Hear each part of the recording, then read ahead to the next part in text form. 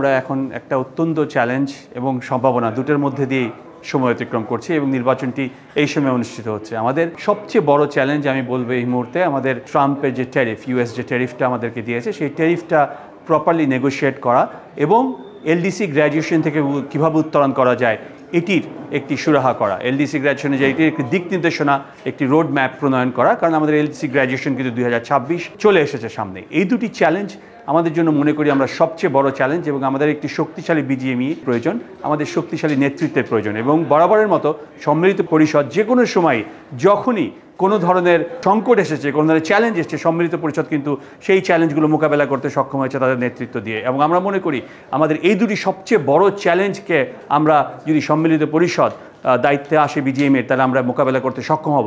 এর সাথে আমাদের অনেক সমস্যা রয়েছে, আমাদের জ্বালানি সংকট রয়েছে, আমাদের জ্বালানি সংকটের সুরাহা করতে হবে, আমাদের কাস্টমসের সমস্যা রয়েছে, ভ্যাটের সমস্যা রয়েছে, আমাদের উৎপাদন বৃদ্ধি, শ্রমিক লেবারদের মানসম্মত লেবার রাইটস একটা প্রণয়ন করার দরকার রয়েছে। কিন্তু সে সবচেয়ে বড় সমস্যা যেটি ট্রাম্প ট্যারিফ এবং এলডিসি গ্র্যাজুয়েশন, এটি যদি আমরা মোকাবেলা করতে না পারি তাহলে বাকি সব কিছুই কিন্তু মিনিংলেস হয়ে যাবে। This two challenge we must face it.